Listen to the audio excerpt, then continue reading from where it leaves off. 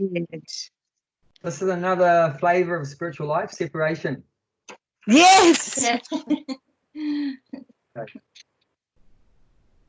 So where were we? And I yes. can see you now, Gulshan. Yes, transcendental knowledge. Yes, you can see me. Yeah.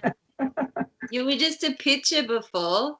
Yeah, I didn't know it was like a camera sign there, and I just click it, and it just come up with like that. Yeah. I'm not very smart in the computer, so but it's okay. But where's Bob? Bob's disappeared. Yeah. Bob? Yes, we all say like you have to disconnect and connect again. He's gonna come back. Well, he needs the help of his sister. I hope she's there to help him. Mm. That's now I know that. I was drinking a cup of tea and nobody noticed that because it was my picture, not a camera. And I said, well, Katie is Bhakti Mala drinking cup. I can drink that too. So, Well, I'm not going to wait for him, but it would be, I'm just worried that he can get reconnected. Let's hope his sister's still there to help him. Okay, now we'll continue, hoping that Bob can... Transcendental Knowledge, Chapter 4. Yes, so we'll start with that verse now. Yes. Which verse are we up to, sorry? Chapter 4, text 26.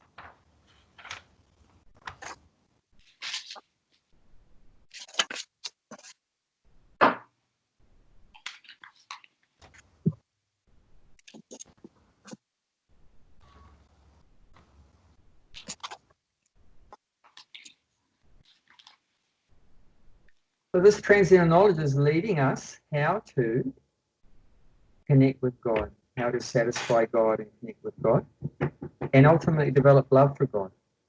And that's the perfection of transcendental knowledge.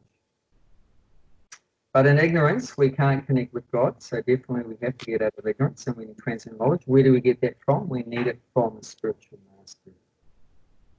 Generally, initially, we're not going to directly be able to connect with God because we're not pure. God is the purest person. We're very impure. We're very sinful. So we're generally not qualified to directly connect with God. So he very mercifully arranges that his representative spiritual master can be there to train us how to come to the point where we will be qualified to directly associate with God, like Arjuna. Arjuna, you can't imagine, he's so pure, he's such a pure being that Krishna is directly associating with him. He's so elevated, so pure, and Krishna has a loving relationship with Arjuna. So we can also come to that point. Rob has joined us. Yeah. Hare Krishna. So we can also come to that point where we can have a direct relationship with God, Krishna, like Arjuna, but we need to become purified. And that's what we're learning here, Bhagavad Gita, how to become purified to the point where we can have a loving relationship. Okay, so we'll recite the verse together in Sanskrit and then get to the English. Text 26. Shotra dinendriyanyanye samyagneshu juvati shabda dinvasayananya indriyagneshu juvati. Once more. Shotra dinendriyanyanye samyagneshu juvati Shabda din vishayana Kriyagneshu juvati. Nishan, do you want to read English? Yeah. Some that unadulterated brahmacharis sacrifice the hearing process and the sense in the fire of a mental control, and the others are regulated householders, sacrifice the objects of the sense in the fire of the senses. Okay, so here's another two different sacrifices mentioned in this verse. Done by who? Who are the two groups, the two categories mentioned here? The brahmacharis and households. Yeah. So what's that? Don't get hung up with these words like brahmachari and grihasta. So brahmachari means like a celibate student. And the grihasta means like a householder, a married person. So it means living husband and wife. Living. So this is you are a grasta, and yeah. The Rob is brahmachari. Yes. So this is everywhere. This is not just a sacrifice done by Indians that are known as brahmachari grihastas. This is everywhere, all times, all places, all circumstances. This is 5,000 years ago. This is present day, and this is another 5,000 years, 5 million years in the future. There's always going to be, you've just been born and you're growing up. You're a youthful adolescent person, and you're in student life. You're in the student phase of your life. And then at a certain point, you'll have a choice. Are you going to keep being by yourself without having a relationship with the opposite sex, or are you going to connect up with the opposite sex and produce children and so forth? So there's always been that happening, and there always will be happening like that. So what I think Bob's coming back from that. No, not yet. No. Yeah, I saw clear. Yeah. Okay, anyway, let's see. So we have, in Vedic culture, we have students and we have householders. In the West also, like Australia and New Zealand, we have students and householders. But what's the difference between now, our students and householders, and in Vedic culture, the students and householders? One thing Johnny mentioned, the students often not celibate. And the basic thing that's not there is that they're not doing their activities for the satisfaction of Krishna. There's no sacrifice. They're not trying to please the Lord without sacrifice. So you've got the student, you've got the household, but there's no sacrifice. But Vedic culture, what's the beauty of Vedic culture? It's very scientifically organized for whatever position in life you're in. It's right at the center. So that's the essential point. And we've just got like the skeleton of society, in modern day society, just like the skeleton. But all the guts, all the internal stuff is missing. There's none of the real substance there. So we don't have to change any of the externals. We already have a student, and then you marry, and then you retire, and like that. You already have all that skeleton there, the externals. All you've got to add is the substance. So it means like if you're with a partner and you're working or whatever, you don't have to change that.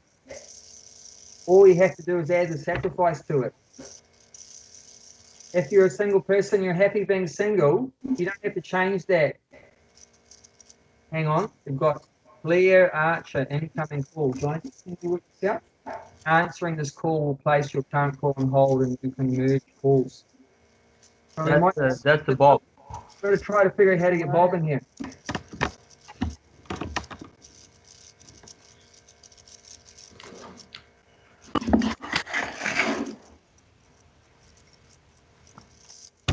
Are you there? Yeah. hello. Aha, we found you. You were lost somewhere. Sorry, we got chopped off. Just I know we had some Oh. technical glitch there. Can you see the others? Can you see the others? Thanks, Dan. Bob, can you see Yeah. Hang some? on, Claire, don't go away because we've lost everyone else. Yeah. Where? Claire. Can you see everyone else? I can't see Sarah. I can see. We can see. Katie and There's Rob, Katie, Sarah, Rob, Sarah, Dilshan. and hello. But Abhay, we've only got you on a small screen. Okay, that's fine. That's fine. So can you all see Abhay? Okay, we're just trying to find our screen's all mucked up now. Okay, There. now we've got it. Okay, back to where we were. Sorry for the gap there, Bob, especially. Thank you. Sorry. That's okay, that's okay. So yeah, adding the substance. Yeah, so that's the beauty of Krishna consciousness. You don't have to change any of the externals. If you're happy being a single, like brahmachari, that's perfectly fine. Just put the substance in, which is learn how to satisfy God in that single celibate student life. If you're, according to your conditioned nature, you work better with a partner and you have a 9-to-5 job, whatever like that, providing for your family, that's perfectly fine. But just put in the central point of that, put God in the center. That's perfectly fine. And if your body's quite old and you've already been a student and then you were married, your kids are grown up, they've got their own families now, you're tired from that, and then put God in the center there. And that's not talked about here, but that's called vanaprastha. So this first stage is brahmachari, that means student life. And then generally like 15, 20, 25, whatever, there'll be a choice whether you want to have a relationship with someone or whatever. So that's grihastha life. So that might go, brahmachari might be from 0 to 25, say you live 100 years, and grihastha 25 to 50. Retired life, vanaprastha, would say 50 to 75, and renounced life, called sannyas, 75 to 100. So if you were going to live 100. What in vanaprastha, are you still with the relationship, or what's that period? Yeah, vanaprastha would be like the kids are grown up, so the husband and wife leave home and they travel together. Okay. To different holy places, tirthas. They travel together, different holy places. They're learning to get detached from their house that they've been in for 25 years and detached, get away from the kids. So they've finished the job. There's no more work. There's no more relationship with the kids and the grandkids and all that kind of stuff. And they're getting back into what they were doing early in their life, which means, hearing and chanting and doing sacrifices. So Prabhupada did the traveling that there was a vanaprastha, and he went to America to start that Hare Krishna movement. Well, he was a sannyasi at that point. Oh, okay. To America, he was a sannyasi. So it doesn't really matter what division you're in, what stage of life you're in, whether you're a young student or a married person or a retired person, it doesn't matter. But what matters is you've got to have that sacrifice in your life, that you're connecting with God, you're satisfying God, you've found out how to do that in your position. So you've got to find out from the Guru, find out from Krishna, how you can satisfy Krishna as a student, how you can satisfy Krishna in your family life, how you can satisfy Krishna in your retired life. That you need to find it out. So in this verse is saying what the student, the brahmachari, is doing to satisfy God. What's his sacrifice? He said hearing. Like what you're doing now, hearing. You're hearing about God, how to advance in God consciousness. That's a sacrifice. Hearing Bhagavad Gita is a sacrifice. You're all doing sacrifice right now by hearing the Bhagavad Gita. That is a sacrifice. And that especially is done by a brahmachari. I remember when I was a brahmachari, I started late. In Vedic culture, it would start from 5 years old. The boy would be sent to the Guru's ashram, the Guru's house, the Gurukul it's called, and he would start the process at 5 of hearing from the Guru. I started when I was 20. 20. When I was 20 years old, so I had a late start, and I went through till I was, for 10 years. I was like a brahmachari, and we lived with the gurus, different gurus, and their ashrams, and we heard them speak every morning and every evening sometimes, and they instructed us to read the books for at least an hour to 2 hours every day, and during the day we would distribute the books. So our whole life was centered around hearing. So we're hearing the philosophy and then telling other people the philosophy. Hear the philosophy and tell other people the philosophy. So in brahmachari life, there's a lot of hearing. There's a lot of hearing. You're hearing from the guru and then repeating that to others, and like that. So that's the main sacrifice. So you're engaging the senses. Like when you're hearing, what sense you're engaging? Your ears, obviously. And if you're telling other people what you've heard, then you're using your tongue. So you're engaging your senses. And remember, what's our problem? Is coming from our senses. Our senses are being misused. Now we're all hearing about what? Coronavirus. Coronavirus. Is that what we should be hearing about? Yeah. You want to do sacrifice? TV on his old channel saying the same news. Because that's not a sacrifice, because it doesn't please God. You know, hearing about coronavirus. So if you want to do sacrifice, instead of hearing about coronavirus all day and night and getting stressed out and tangled with the material more, you want to be hearing more about God. Hearing about Krishna. So this is particularly what the sacrifice that the brahmachari student makes, is lots of hearing about God. And I remember that, you know, it's so purifying. I'd spend hours every day hearing the Bhagavad Gita, the Srimad Bhagavatam, different books, hearing from the devotees, gurus, and so forth. And it's very purifying, and it's changing the whole consciousness. Instead of trying to please myself, I learned through that hearing process of pleasing God. The whole process, and it's very satisfying. It was very enjoyable, and that's like nectar for the ears. You really enjoy it. It's a real satisfaction to hear about God. Pleasurable. So not only God is satisfied, but the beautiful thing is about sacrifices. When you actually please God, what's another side benefit of that? You get pleased, John said. When God is pleased, when you do sacrifice and please God, when God's pleased, you automatically become pleased. Isn't it? When the hand makes a sacrifice to the body and puts the samosa in the mouth, or the halava, then the hand automatically gets pleased, because that food goes from the mouth to the stomach and back to the hand. Yeah. Hey, Brett's joined in. Hare Krishna, Brett, welcome. He came just at the perfect point of putting the samosa in the mouth, getting the satisfaction. So that's the process of Krishna consciousness. Don't throw that halwa on my... Oh, he's right there. Halwa right there. Okay, he's trying to stick it into the screen. But that's not the process. You have to put it in the mouth. Put it in Doshan's mouth. Yes, one is in the kitchen. That's the beautiful result. One of the beautiful results of sacrifice is that when you do something, I don't have a microwave. We automatically become pleased. But we have to, especially that student state should be, make sure.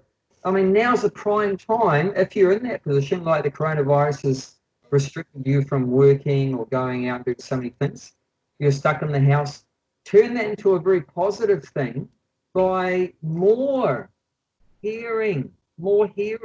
That's opulence, that you have more time for hearing about Krishna. Learn these verses. You're stuck in the house for hours every day, you're getting bored out of your brains. Don't just watch the latest news about coronavirus and watch TV and so forth and go on Netflix, but learn verses from the Bhagavad Gita. And that's a sacrifice, and you're going to get a lot of satisfaction from that. And you get free from all the fear that's going on at the moment. People are so fearful, and they're all absorbed in the body. But we want to transcend the body, right? With this transcendental knowledge, we can transcend this material existence. By hearing about Krishna, we'll realize we're not the body, we're the spirit soul. We have a love relationship with Krishna. So this is mainly an opportunity that the brahmacharis get, because why don't the grihastas generally have the opportunity to make the sacrifice of hearing so much? Because they're too busy. That grihastas make the sacrifice of hearing, but they're brahmacharis. Why don't householders generally, why is it said that they can perfect themselves through the sacrifice of hearing? Busy working and helping their children and wife. Yeah, they're working their butts off to maintain their family, 8 hours a day to get that in now. Now it's 10, 12 hours a day, whatever. It's not 5 days a week anymore, it's 7 days a week sometimes. And there's night shift, so day and night, And now, you have to completely, you have to always be upskilling, right? Even if you've got a job, then the boss expects you to learn more things, so you have to go do some course, to get more qualifications. You've got your BSc, but then you've got to get a master's degree and a postgraduate degree, and you continuously want to get more and more like that. So it means there's very less time. So generally, householders don't have much time for hearing. But when you're single, now's your chance. If you are single, now's your chance. You got heaps of time to hear. You should have. If you don't, then there's something wrong. So you don't have to work so hard, because it's just you trying to maintain. You don't have to maintain a partner plus kids and a bigger house. Obviously, if you've got a family, it means you've got to have a bigger house. If you're by yourself, you don't need a big facility. So traditionally, of course, the brahmachari is even more simple, because he's living in the guru's place, so he doesn't have to work hard for any kind of facility. It's all provided there by the guru. So now, of course, we don't have that. There's been a degradation now. We don't have really so many gurukuls. There are some, but now, even if you're single, you have to still have to work to maintain. But still, you can keep it relatively simple if you want to. And so for the householders, it's generally more complicated.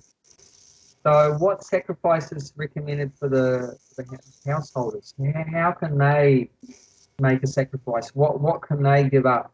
Because sacrifice also means, right, giving up something, right? Donate some of the money they earn. Yep, very good. Rex said donate some of the money they earn. That's one kind of sacrifice they can make.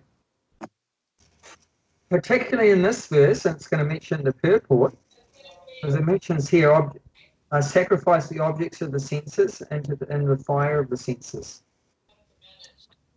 So this is an analogy here, because remember, generally when you think of sacrifice, you think of fires, right? Does that come into your mind when you hear the word sacrifice? Fire sacrifice? No? No. From India, anyway. From India, if you said the word sacrifice, most Indians would think of fires. So you're putting something into the fire. So here it said the householders, the grihastas, they're sacrificing the objects of senses into the fire of the senses. So what the heck does that mean? See, and Mitch Prabhupada explains it in the purport. See, what facility does the householder have that the brahmachari, the student, doesn't have? He has a house. But the house is not the main thing. Why did you get the house? Because you had a job. Wife and kids. You got a house because to have a relationship with your wife and then kids later on, you need a house for them. They're not going to be very happy with you if you don't have a house for the partner. So the main thing, that the difference, like we said, between the student and the householder is that one has a wife or a husband, depending on if you're a body. One has a partner and one doesn't. So that facility is there. So the householder has a facility to enjoy the senses. Particularly, it's mentioned that the householder can enjoy the senses of the tongue and the genitals, because the wife will cook very palatable, nice meals for her husband, and that also she'll satisfy his genitals. But especially the genitals, and that's what Prabhupada focuses on this one. And why does one enter into household life in the first place? Because there's some desire there to satisfy the genitals sexually. Not in every case. And in Indian culture, even sometimes the boys get married not necessarily because they wanted to satisfy their sex desire, but because their mum and dad sort of pressured them into doing it. Mm. So accepted it completely as a sort of a duty like that. But generally, there's some desire for sex life there, and that's why one's gone into that ashram, household life. So what's the sacrifice one can do there in household life? You can try to restrict or regulate that sex life. Well, first of all, household life, if you actually come to the point of getting married, that's already a sacrifice. What have you sacrificed if you get married?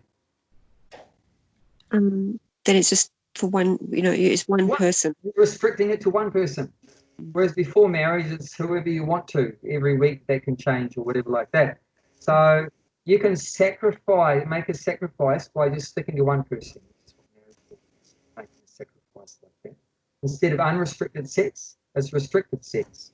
And then even within that, you can restrict it further. Make a further sacrifice. By now I'm just going to have sex just to produce children. And that's a further sacrifice. But whether you have a big restriction or a small restriction, but the idea is sacrifice. And why are you doing it? So you can focus more time on God. Don't get hung up about, I can't have sex or I can have sex, but the main point is, don't forget, is God. Well, what's the problem? People say, what's the problem with not getting married? What's the problem with just having lots of sex? The problem is you generally forget God. Because generally you can only focus on one thing at a time, right? Can you give your full heart to God alongside with your full heart to the opposite sex, and your full, you're always thinking about, if you're always thinking about the woman, always thinking about the man, always thinking about the children, always thinking about the dog, or, like that. So it becomes harder to keep that concentration on God. So the idea is to try to slowly reduce those distracting things that take us away from keeping the focus on God. Now, you can be God conscious with those other things around you, but you just have to organize it. You just have to organize it. And that's the whole thing about Vedic culture, is organizing the society so that you don't lose God. Now, what's happened in modern materialistic society? Do you think it's a very God-conscious society, the society we have now in Australia and New Zealand? How big a percentage would you say God occupies in the minds of people in modern-day society? Percentage-wise, it's pretty much a big fat zero in people's lives. So we've gone off track somewhere. Perfectly functioning Vedic culture is 100%. So now we're at zero. Vedic culture is, if it's perfectly working Vedic culture, it's 100%. Everyone's God conscious. The brahmachari is God conscious, the grihastha is God conscious, the vanaprastha and the sannyasi. If you were working as a brahmana, a priest, if you're working as a kshatriya, administrator, if you're working as a productive vaishya, if you're working as a labourer, sudra, everyone's Krishna conscious. That's a perfect social system. Now we have a really dysfunctional social system, and that's mainly, we attribute all the problems very simply to a lack of God consciousness. So all these things can be solved when we bring back God into it. So how do we bring God back into it? By sacrifice. So wherever you're at, you don't have to change your position. You don't have to move from Australia or anywhere. You don't have to change your social position or your job or anything like that. But just add God into it. And how do you do that? By sacrifice. So that's what we're doing. So like that's a sacrifice that a householder can make, is to reduce the amount of sex life. So controlling the senses. That the householder can make that sacrifice of controlling the genitals like that, which is a kind of sacrifice. And like we said, the student makes sacrifices. He's hearing about God. Instead of hearing nonsense things, hearing all the local gossip and village talk and everything, he's hearing about God. Does that make sense? Yep. So don't get confused about brahmachari and grihasthas and everything, and that's just Indians. No, it's very relevant. This is isn't it? We're either we're single people, we don't have a partner, or we have a partner. Isn't it? So this is talking about us. It's talking about the single people here and those that have a partner. So if you're a single person, just try to spend as much time as you can hearing from these books like Bhagavad Gita and associating with devotees and hearing from the devotees. And if you're in partnership with someone, then try to control your sex desires. And it'll make it easier to control those desires if you're redirecting those desires into loving God. Like if you just try to control your sex desire without loving God, wow, that's impossible. Sex desire is so strong, so powerful. There's only one force more powerful than sex desire. Do you know what that is? Killing, isn't it? No, there's only one more pleasure, material pleasure, more than sex desire. But no, it's you brought that up as a good memory, because that was a long time ago we spoke about that. So we're talking about there's only one force more powerful than sex. But what you're talking about, there's only one pleasure, material pleasure, more than sex desire, and that is killing. And that may seem very weird thing to say, that killing is pleasurable, but the pleasure of killing is in that you are in a position of control. And that's another, see, the living entities, the souls come to the material world. Why? Because we want to enjoy and we want to control. There's a great pleasure we get out of controlling, isn't it? I'm the CEO. I'm the coach of the team, the rugby team. I'm in charge of the Bhakti Tree. Position. Position, yeah. Does that, Position, power. I was going to say, does that equate to power? Could you call it just power as well? Yeah, power. Like I have the power to take away your life. I have that power. There's a crazy kind of enjoyment that the soul gets from that. That's completely, misdirected. But that's what's going on in materialistic ego. That there's a big power trip and a big enjoying trip. So it said there's only one pleasure, material pleasure, greater than sex pleasure, and that's the pleasure of killing, which is very crazy. But that's how degraded the soul has become. We're trying to imitate God. He's the controller, he's the enjoyer. But we're trying to assume his position, and we're really screwing ourselves up and a lot of other people in the process of trying to falsely assume his position. And we really fail very badly at it. It means ultimately we become miserable, we don't enjoy it, and we fail at controlling it. So, because ultimately, even though we might kill now, then ultimately who has the last laugh? What happens to us at the final point? Well, I think karma. You're talking about karma now? At the end of our life, what's the final point of our life called? We're killed. It's like We get killed. the paradox. So that material nature and energy is more stronger than us kills us. Now I have a bit of free reign to kill, but eventually the reaction for all my killing will come, and then I will be killed. Like that. And then if I've done a lot of killing in this life, then I'll take birth again, and very quickly I'll get killed, and then killed, and then killed, and then killed them, killed them, killed them, killed them, killed them. So then, yeah, you've got some freedom to do that, to imitate God, but then also you have to pay the price.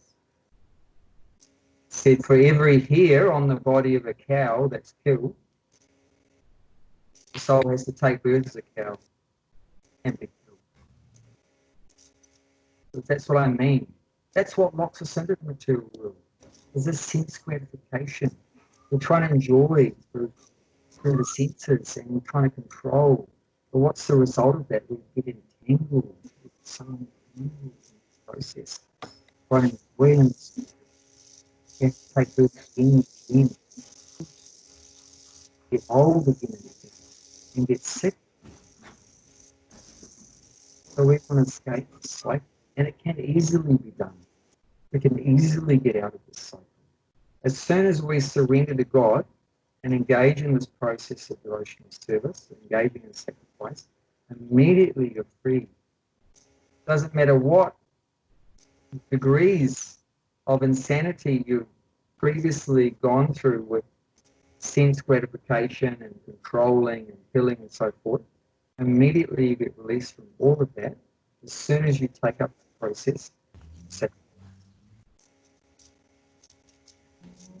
So we should be very eager to learn this process of sacrifice, at the very least, for the purpose of releasing us from all this material entanglement and suffering in the material world.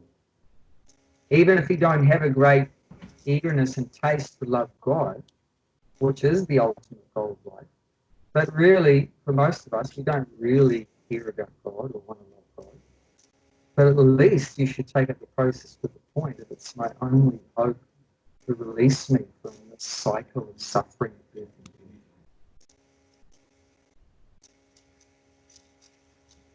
death. Okay, so let's read the purport.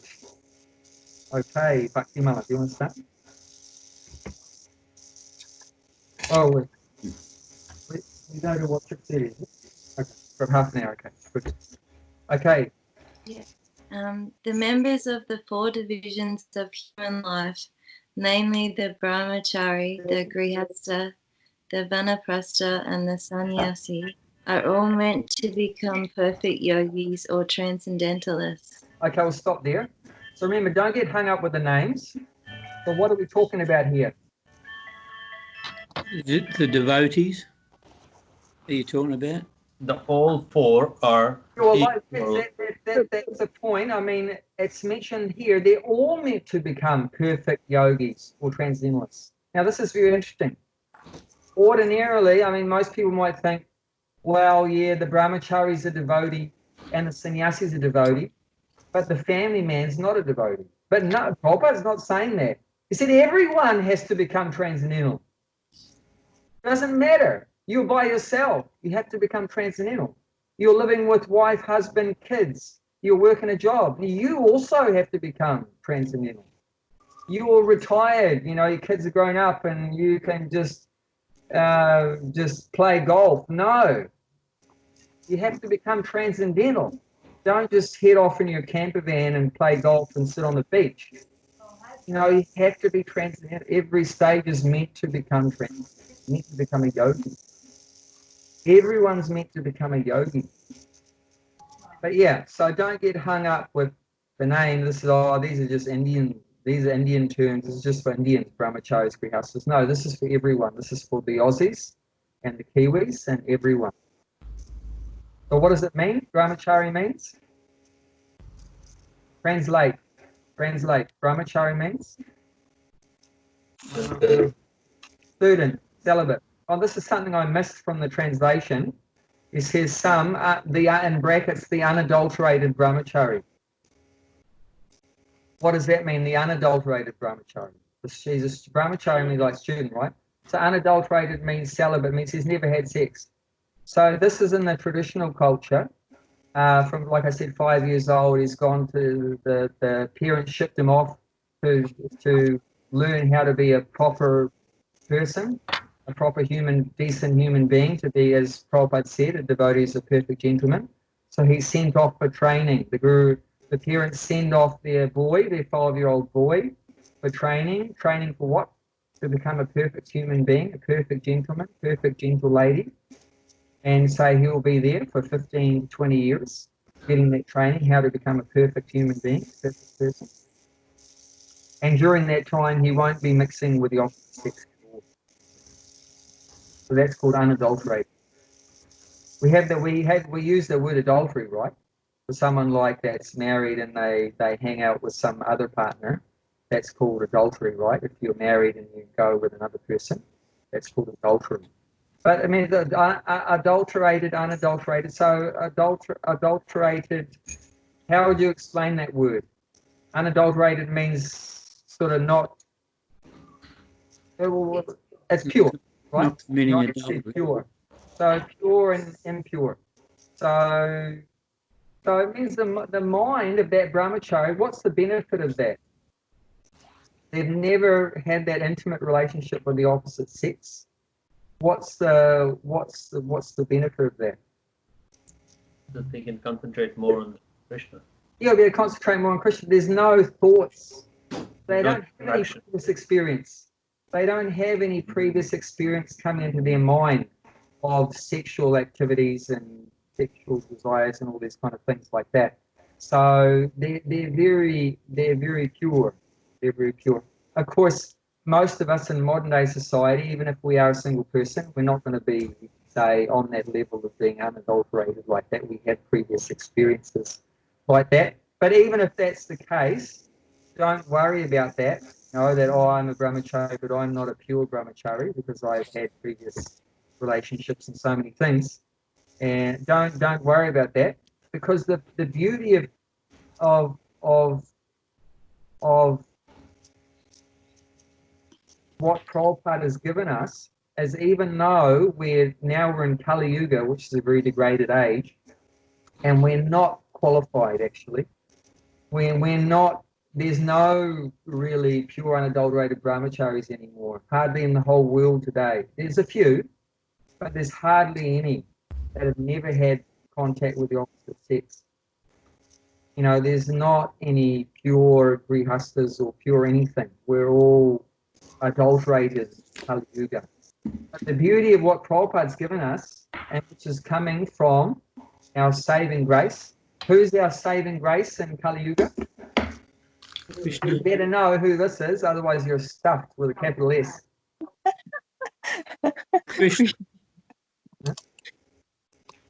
I only said Prabhupada. No, I wasn't thinking of Prabhupada. Krishna. Prabhupada is following. Lord Chaitanya. Yes! Say it loudly. Lord Chaitanya. Chaitanya! Everyone. Lord Chaitanya. Chaitanya! So Lord Chaitanya is Krishna himself, who has come in this degraded age of Kali Yuga to save us adulterated people. That our minds are all impure and contaminated and disturbed. It said the overwhelming feature of Kali Yuga, one of the features is that we're quarrelsome, we have short lives, we're unlucky, misguided. There's different symptoms of Kali Yuga. But the overwhelming feature of Kali Yuga is that our minds are always disturbed.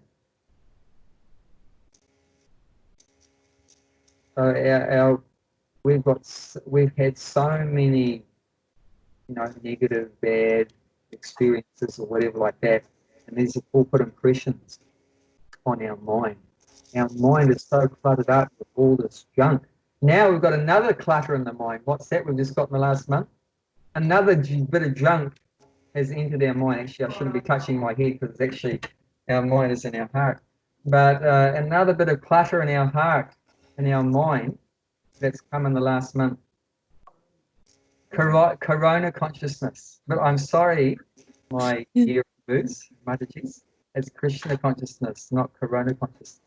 So another bit of clutter has come into our consciousness like that. But Lord Chaitanya has descended, Krishna, the form of Lord Chaitanya, has descended very mercifully upon us fallen souls of Kali Yuga to deliver us from all of this contaminated consciousness. How is he delivering us? By this wonderful, joyful, simple process of Hare Krishna, Krishna Krishna, Hare Hare, Hare Rama, Rama Rama, Hare Hare. the Sankirtan movement, which can eradicate all this adulterations in our consciousness, which Chaito Darpana Marjanam, which means cleans the dust from the mirror of the heart, cleans the dust from the mirror of the mind. Sometimes the mind is compared to a mirror. Just like if a mirror is covered with dust, what's the result of that? If a mirror is covered with dust, what happens? Blurred vision. You can't see yourself. What's the purpose of the mirror? To see yourself. But if it's covered with dust, you can't. So, but if you clean the mirror, you can see yourself. So the mind is like that mirror. It's very covered over with the dust of all these thoughts about diseases and partners and money and so many billions and trillions of desires and ideas and hopes and lamentations and sorrows and all this kind of anger, and everything is all cluttered up in there. But that can be immediately all cleaned off by this process of chanting. And then we can see ourselves. What's ourself? A joyful soul, dancing, chanting, happy all the time, called Brahma Bhuta Prashanatma. You can read that, you can write down if you've got a pen, check out later what the real soul is like. 18th chapter, text 54.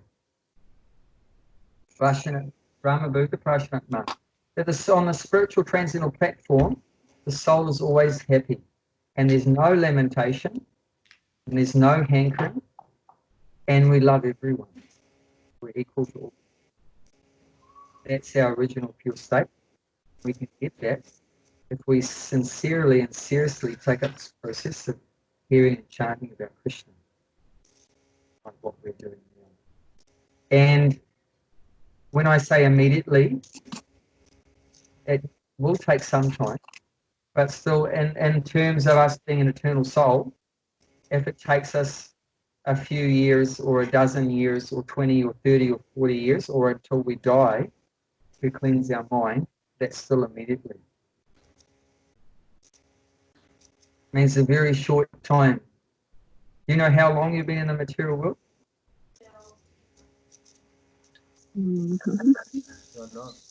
It's said to be anadi karma phale. You have been suffering in the material world as a result of the fruits of your karma, your activities, from time immemorial, from the beginningless time. So we've been here a long, long time. So if it takes you 10 or 20 earthly years, or 50 years or whatever, to clean your heart to the point where you can go back to Godhead, that's still immediately. So don't be impatient. If you chant today and you wonder why you're not completely unadulterated tomorrow in your mind, then don't doubt the process. It is working, but keep it up. Keep up the process. You should have the resolution that I'm going to keep chanting till the day this body drops down dead, whether it drops down dead through coronavirus or getting hit by a bus or whatever like that. Sooner or later it will happen, but you should make the resolution to keep chanting as long as it takes. Don't stop the process. If you stop cleaning the mirror, say you clean the mirror for a few years and you stop cleaning it, what's going to happen? It's going to get dirty again. It's going to get dirty again. So don't let it get dirty again. Just through thick and thin, keep chanting, keep the mirror, clean it more and more and more. And you've cleaned it, but then clean it again. You have to clean every day. And then clean it, and then clean it again. Don't think I cleaned it yesterday, I don't have to clean it today. No. Because the dust is there every day, isn't it? That half-naked lady's walking down the street every day. The smell of KFC is going down the street every day. The contamination is there every day. So you have to keep, contamination comes and you have to clean it off. And contamination comes and you have to clean it off. And like that. So that's what we've got to do. You've got to keep cleaning. Prabhupada said, what is a devotee? Devotee means cleaning. Like they said, there's a saying that cleanliness is next to godliness. Prabhupada said, not next to. Cleanliness is godliness. Not cleaning is godliness. Cleaning is godliness. If you want to be godly, you have to be clean. Externally, you clean yourself by having a shower and putting on clean clothes and so forth. And internally, you clean yourself by chanting and hearing about Krishna. So we have to keep cleaning. Just like every day you clean your body, so every day you have to clean your heart. Like that. Okay, so these are very natural divisions, whether you call it a brahmacharya student or whatever, very natural divisions. But all of them meant to become transcendentalists. In India, they often have a misconception. When I get old, I'll get serious about my spiritual life. No, this is saying here, even the brahmachari, even the grihastha. Now, what happens if somebody say like that? You might not last. A big Indian die young. What's that? What happens if you die young? You Yeah, that's right. Well, Gulshan's pointed out one of the fallacies of this philosophy. What happens if you die before you retire, mate? Yeah, then you're down the gurgler, big time, and you have to pay the price for all the dodgy transactions you did in your grihastha household life, and all the bugs that you killed and the animals that you killed and all the things like that, intentionally or unintentionally. Like that. So India, they are too busy. If they are grihastha, they're just too busy with their children and then making a house and they're getting married and all. They're waiting for that when they get a one-prast and then they're gonna start. And sometimes, you may not make it up to the one-prast. Because also, if you leave it longer, you get more and more attached. Yeah, more. Now, first of all, you're attached to your wife, and then you get attached to your kids. But then you go after that. Then you get attached to your grandkids. I know Indians are hopeless. Maya will never let you go. Don't think, I'll leave it a few years and then I'll become serious about spiritual life. First, they're going to make a bigger house for the 3-4 children. And the children leave, then they make a smaller house. We got children left, we have to be, empty nest, make a small house. It's always something coming up and then they put a Krishna on the side and then they keep doing the other stuff. Yeah, so Maya's never going to let you go. But you all like to control, right? We just said that. The soul likes to control. Okay, so why don't you take control of your life?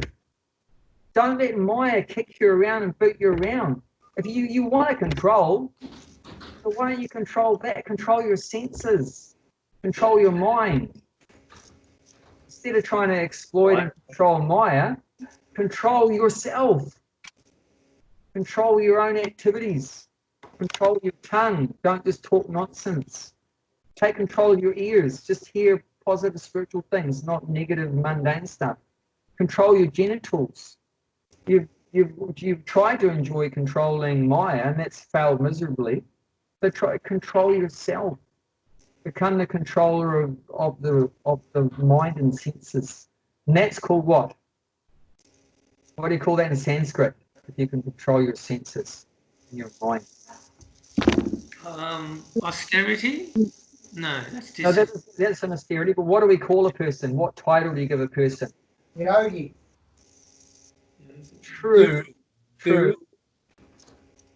Swami. Yeah, Swami and Goswami. Very good. Very good. Bhakti Mala can have an extra record tonight. They call it Swami. Swami means master. Goswami means senses. Go means cows, but it also means senses. So Goswami means the senses master. Master of the senses. So you want to control, so apply that tendency to control your senses, not to controlling the life and death of some other poor creature like that. So apply your control on that. Abhay. And we're also doing that. Why do we want to control the senses? So we can develop our relationship with Krishna. So that will please Krishna. Krishna will be satisfied if I control my mind and senses. Because that's showing my love for him, that I'm trying to. Not that I actually love him, but I'm trying to. I'm trying to love Krishna. Why would I try to control my senses if I don't want to love Krishna? Anyone that's trying, at least if they're trying, even the very first day you try to control your, I'm not going to eat McDonald's anymore. It's so hard. Everyone else is doing it. But Krishna will see. Oh, you went without it for one day. Why did you do that? It's hard. It's like Rob said, it's an austerity. It's difficult. And Krishna will see, oh, this soul, he did that for me. Wow, that's so cool. And he'll give you a blessing. He'll give you a blessing. Sometimes you'll see a deity in a temple, and the hand is like this, like Radharani, many times. Our Radharani at Newcastle is not doing that. But many deities of Radharani, our Radharani is offering a garland to Krishna. But often the Radharani especially will be doing this. This means blessing. This is the sign for giving blessing. So if you make an effort to try to do anything to satisfy the Lord, which will be difficult because you remember we're all addicted to satisfying ourselves. So to stop doing that and to try to satisfy Krishna, that's like hard for us. It's actually not hard, isn't it? Like chanting is not hard. Hearing Bhagavad Gita is not hard. But what's hard is our mind and ego is so addicted to just doing these things only for our own. So it's activity of fear. The actual activities of chanting, dancing, feasting on prasadam, nothing's difficult. But the difficulty is, and that's why we see the whole world is not doing it, is because they're just so attached to.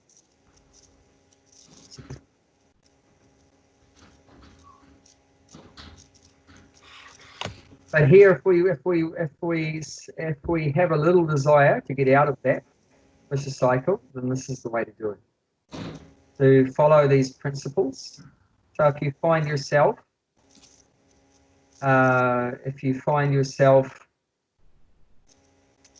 in any position of these, brahmachari, grihastha, vanaprastha, sannyasi, then you try to become a perfect transcendentalist. And like we said, through hearing, through control, like that.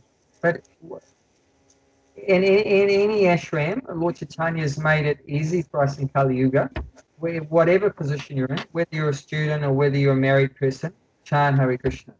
That's the common thing for everybody. Whatever the 4 orders of life you're in, everyone chants Hare Krishna.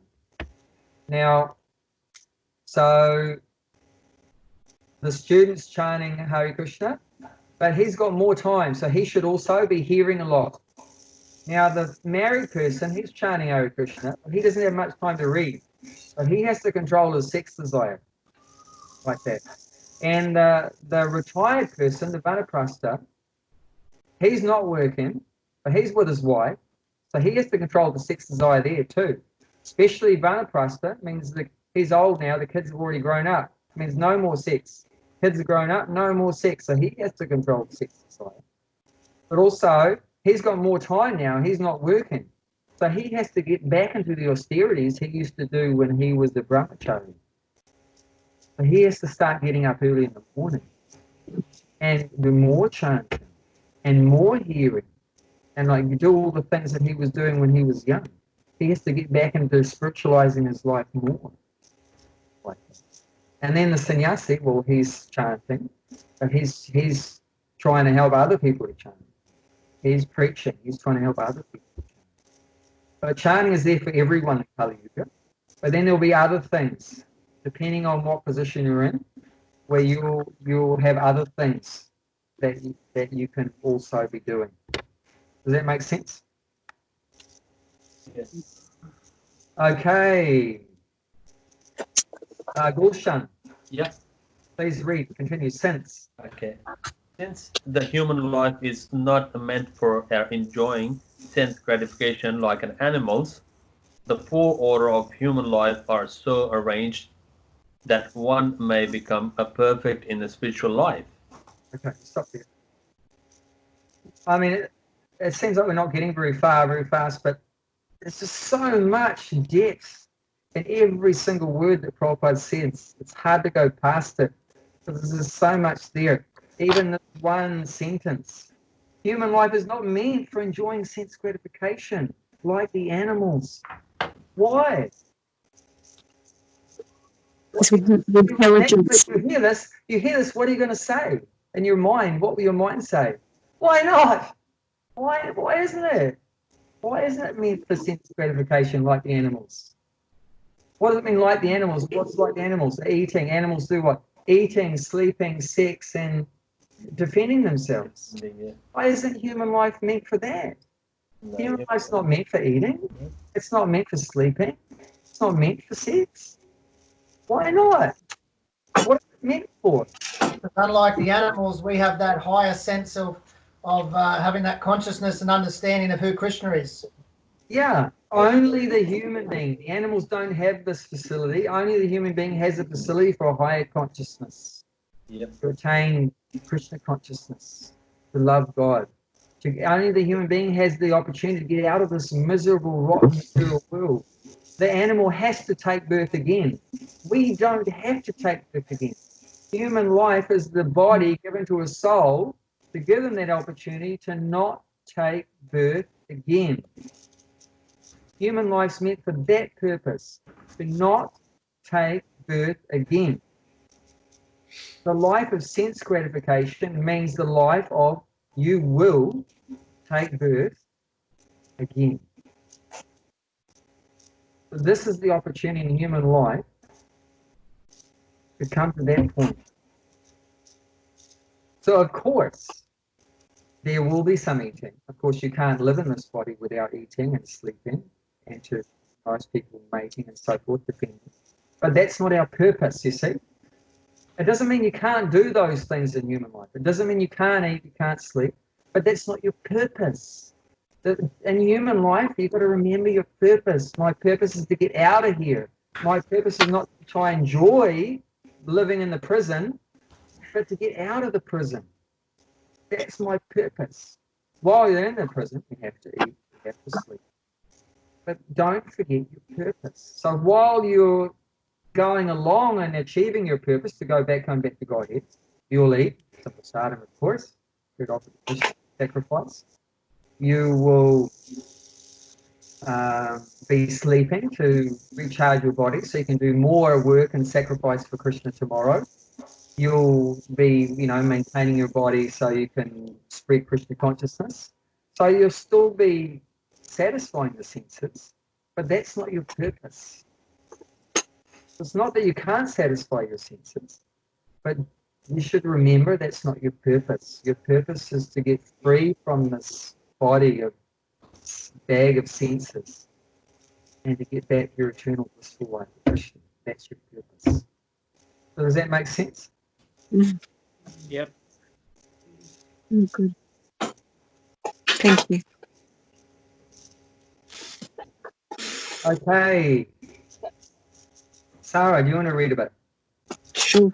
Hey, Rob, have you got a book this week? Yep. You have? Okay, I'll give you the next turn. I'll just make a note. If everybody can have a look at Rob's head, can you show everybody the top of your head, Prabhu? Looks very clean. Now, because he allowed me to give him the proper devotee haircut without the secret this stage, but that's okay, same as me, I gifted him a copy of the Bhagavad Gita. Woohoo! Ooh. Nice. That's my priority. If you come and get a head shave, you get a free Bhagavad Gita. That's my Bargain. That's a priceless bargain. Wow. Yeah. Now he's a true devotee. Bhagavad Gita and shaved head. Do you know what one of the problems is when you've got a bald head? What? Well, you don't know where to stop washing your face.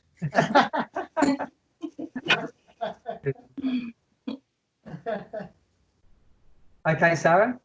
Okay. The Brahmacharis are students under the care of a bona fide spiritual master. Control the mind by abstaining from sense gratification. A Brahmachari hears only words concerning Krishna consciousness. Hearing is the basic principle for understanding, and therefore the pure Brahmachari engages fully in Hare nama kirtanam, counting and hearing the glories of the Lord. He restrains himself. We'll stop there.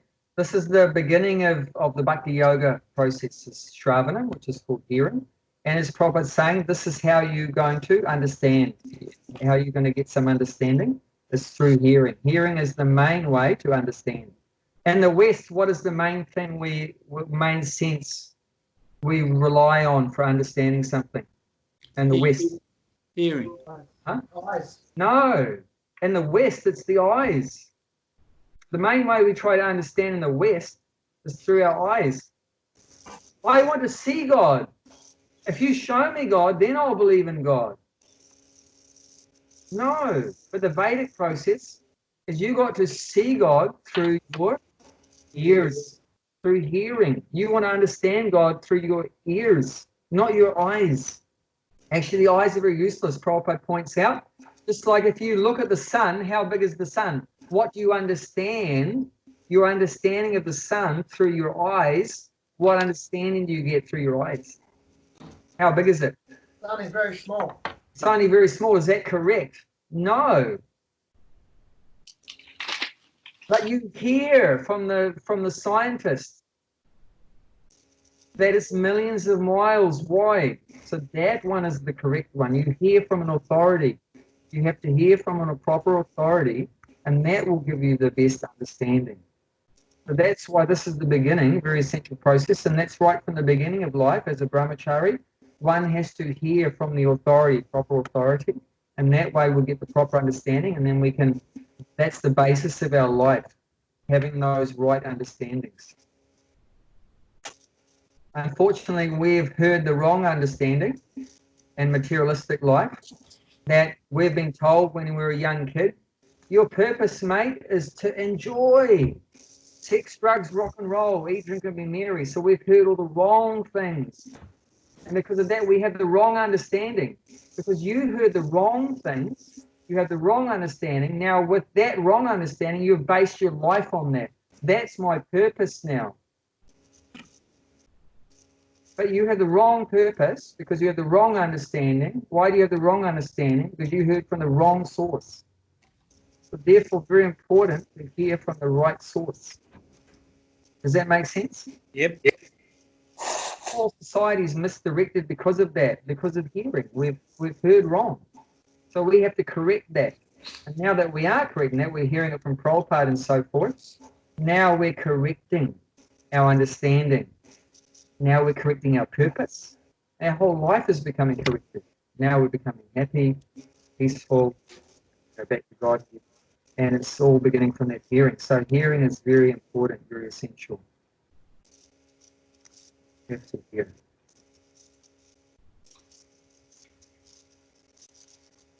Okay, and so we hear from the spiritual master. Yep, you only have to hear. So we have to hear mainly spiritual topics as much as possible. Of course, you go to work or whatever, you have to hear so much nonsense and so forth. You can't avoid that. But you should also, every day, you should have some part in your day where you're hearing lectures, recorded lectures, videos. Now we have YouTube, everything you can see, their gurus talking like that. So take advantage of that. Like what we're doing now once a week is very good. So try to do as much hearing as you can, and that will you get the best understanding and correct all wrong understandings. And that way you'll make progress. Okay, Rob. He restrains. Yeah, he restrains himself from the vibrations of material sounds, and his hearing is engaged in the transcendental sound vibration of Hare Krishna, Hare Krishna. Similarly, the householders who have some license for sense gratification perform such acts with great restraint. Sex life, intoxication, and meat eating are general tendencies of human society, but a regulated householder does not indulge in unrestricted sex life and other sense gratification. Marriage on the principles of religious life is therefore current in all civilized human society, because that is the way for restricted sex life. This restricted, unattached sex life is also a kind of yajna, because of the restricted householder sacrifices his general tendency towards sense gratification for higher transcendental life. So why are we sacrificing sense gratification? Don't forget why. Otherwise you'll lose interest. You won't be able to continue. It'll be very difficult to continue. You have to remember you're doing it because you have a higher purpose. You want to go back to Godhead. You want to get out of this rotten material world. You want to develop, love Krishna. And if you remember that, it'll become easier to sacrifice, to give up the things that we used to like to do, whether it be eating meat or getting drunk or gambling, lots of sex or whatever like that. These are things that we all used to be attached to or may still be attached to. But if we remember our higher purpose, then it'll become easier with knowledge. Remember, we read in the last one, the two kinds of sacrifices. Sacrifice of, we had two divisions of sacrifices. Anyone remember? Two divisions of sacrifice. Two divisions of sacrifice in the purport, the last verse. One is a sacrifice of possessions. One is a sacrifice for knowledge. That's very essential. If you can develop this knowledge, that's the real result of sacrifice. To realize that I am an eternal soul. I'm not this body. My purpose is not to be in this material world. It's because I'm in this world that I'm suffering. I have to go to my real home, back to Godhead. That's why Prabhupada wrote that magazine with the title, Back to Godhead. That's our purpose. And that's what's on the front page in big bold letters. That's our main purpose. If you have that in mind, then it becomes easy to give up all these rotten things. Will understand that they're preventing me from fulfilling my real purpose, my goal. They're stopping me from getting to my real goal. But if you forget, if it's not clear, if you don't have that understanding, then you think, well, why can't I eat meat, and why can't I gamble, and why can't I drink and have lots of sex? And if it's unclear, then it'll be difficult. So we always want to have a strong sense of purpose, a goal. And in Sanskrit, that's called prayojana. You have to understand your goal, your prayojana. Three things. You have sambandha, which means relationship. Abhidaya means process. And prayojana means goal.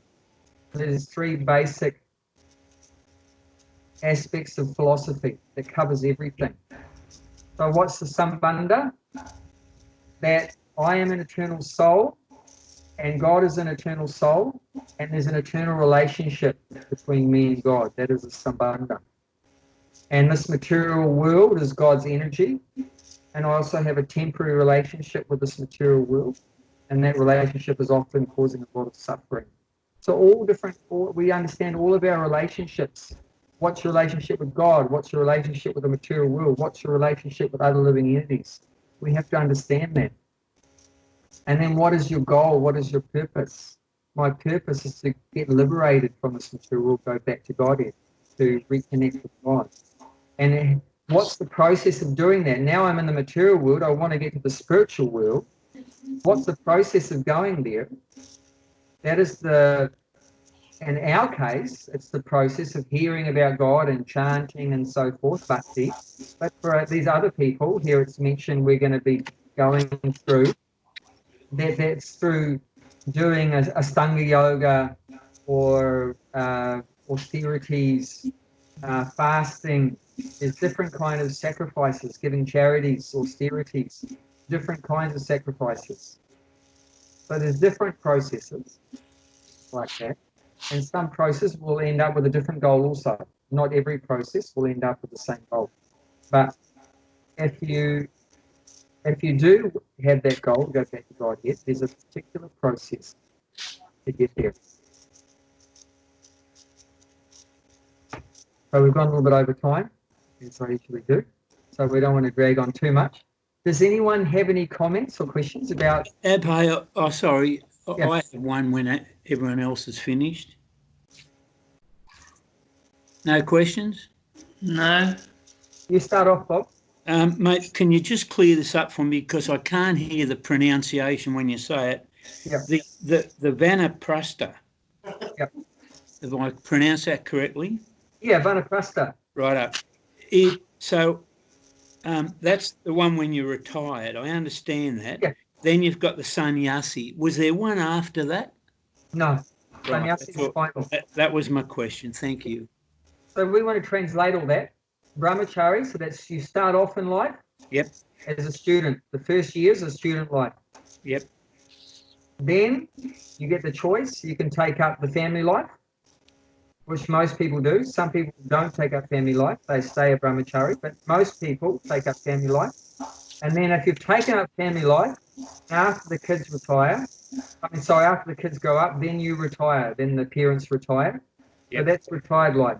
Obviously, if you never got married, there's no vanaprastha. There's no retired life. You can only retire from married life. If you were never married, there's no retirement.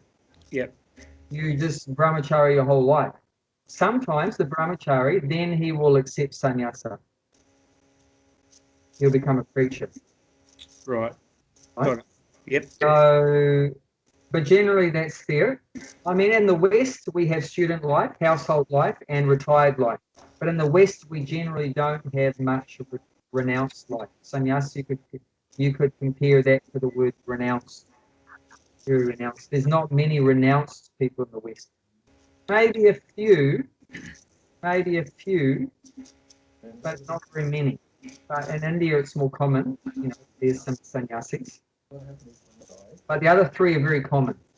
Yep. But generally, like I said, where we've gone, we've just got the shell of it now, but God is not there in our student life. God's not there in our family life. He's not there in our retired life. So this is showing us how to bring God back into our life. Right. So just to add to that question, does when you turn the part, like at the bottom of that purport, it talks about the brahmacharya, but then it doesn't tell you more about the vanaprastha. Is there any more in No, because the actual translation is only talking about brahmacharis and the household of grihastha. This verse is not talking about, vanaprastha. He mentions it in the purport, but it's not the verse. The verse is specifically talking about the brahmacharis and then the householders. So that's why Prabhupada is not explaining more about vanaprastha here. He just mentions it because he's talking about the different divisions. So they're one of the divisions. But the first two divisions are talked about in this brahmachari and grihastha. Got it. Thank you. You're welcome, Bob. Anything else? No, not this end.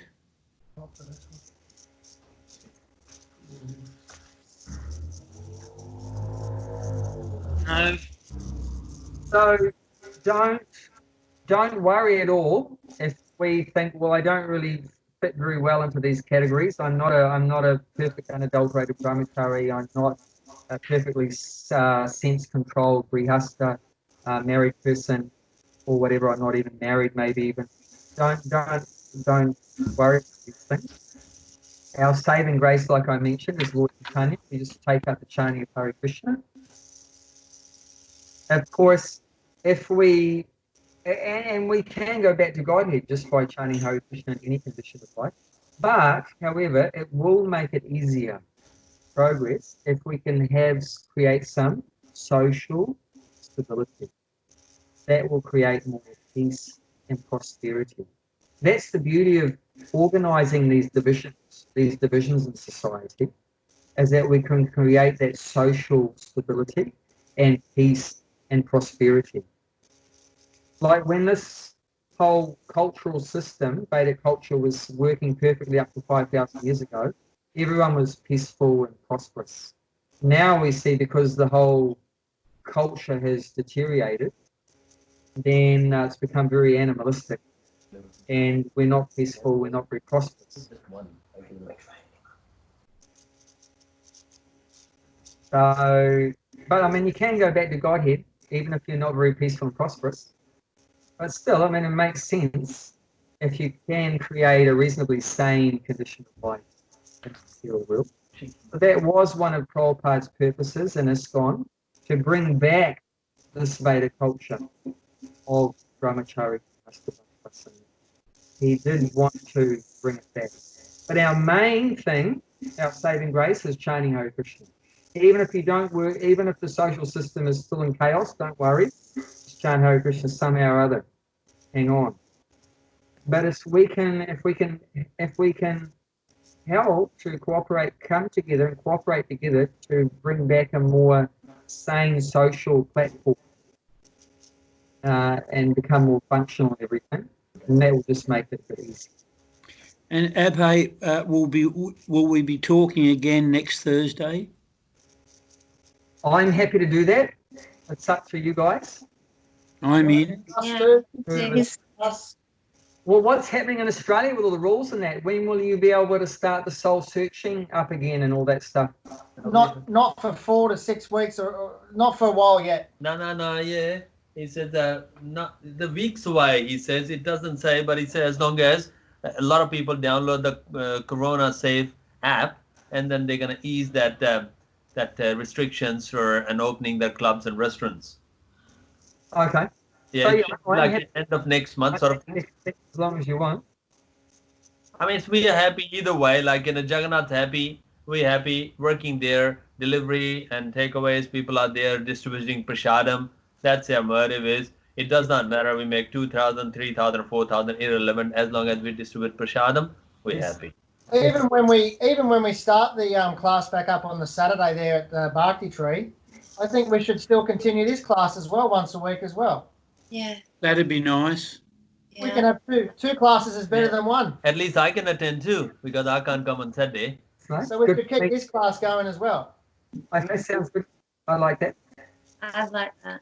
And then we get to still have association with the wonderful Abhay there and Janti hiding in the background there. We And can even Janti's father. Dad and Mum are in the background too. Those four of us here. I can't see Joe Auntie's mum. Yeah, where's your mummy? Where's Joe Auntie's mum? So just one final word for you to assimilate and digest is that all these divisions, they're called ashram. Ashram. A-S-H-R-A-M. What is the meaning of ashram? Brahmachari ashram, Grihastha ashram, Vanaprastha ashram, Sannyasa ashram. What is ashram? An ashram is a sanctuary. Yes, sanctuary, a shelter. It's a shelter. So we all need shelter, isn't it? Yeah. So you've got to create as a single person a shelter. A married person a shelter, a retired person a shelter, a renounced person a shelter. Where does the shelter come from? It's not meaning a roof over your head is not a shelter. What is shelter? Shelter from what? Maya. Shelter from Maya. And how are you going to get shelter from Maya? Understanding Krishna. Krishna will help us. Yeah. I actually lost that point. I was talking about there's one force more powerful than Maya, illusion. And that's only God. We're so victimized by this power of sex desire and wanting money and position and fame and everything. Such powerful force. How are we going to overcome that? It's impossible by ourselves. We are much more smaller than Maya. But there's one force more powerful than Maya, and that's her boss, which is God, which is Krishna. So there, the secret is if you want to get sheltered from Maya, you got to fall down at God's feet and and surrender to Him. Say, please, God, you protect me from Maya. And when you chant Hare Krishna, that's what you're doing. Hare Krishna, Hare Krishna, Krishna Krishna, Hare Hare, Hare Rama, Rama, Rama, Hare Hare. You're saying, oh Hare Radha, oh Krishna, Please engage me in your service and protect me from your Maya. Then we can get free from all these desires, and then we can control the senses if Krishna helps us. If Krishna is not helping us, good luck. But if Krishna helps us, then it becomes easy to control the senses and to control the mind. So, and that's the beauty of this process Prabhupada is giving us. You engage in Krishna's service, and that attracts his attention and his mercy and his grace, and then he'll give us shelter, and then we'll be able to continue and to progress, and we'll be safe from mind. So we all got to create that ashram, whether it's in the Blue Mountains or in Newcastle or in Millfield or in Auckland. We've all got to create some shelter, and everyone can do that. And we just got to hear from the spiritual master to introduce chanting, to introduce offering the food, to introduce some worship of Krishna like an arati if we can, to associate with the devotees, to hear Bhagavad Gita, Bhagavatam like that, to learn verses like that, all these different activities, help other people become Krishna conscious like that, and then we're an ashram. So ashram is not just a house. So thank you very much. Lovely to see you all. Thank you. Haribol. See you next Thursday. Yeah. Thank you. Have a lovely week. Krishna. Keep well. Hi. Hi, Jayanti. Hey, hey. Hare Krishna. Hi. Hi, Rob. Enjoy your Bye-bye. son. Bye-bye. Haribol. Hey, Hare Krishna. Hare Krishna. Bhakti Tree never be the same without you. Hey, Rob sent us a message. Yeah. Bhakti Mala, make sure you get your extra pakora. And Gulshan, make sure you enjoy the halava. Brett's a halwa man. Okay. I'm the seva man.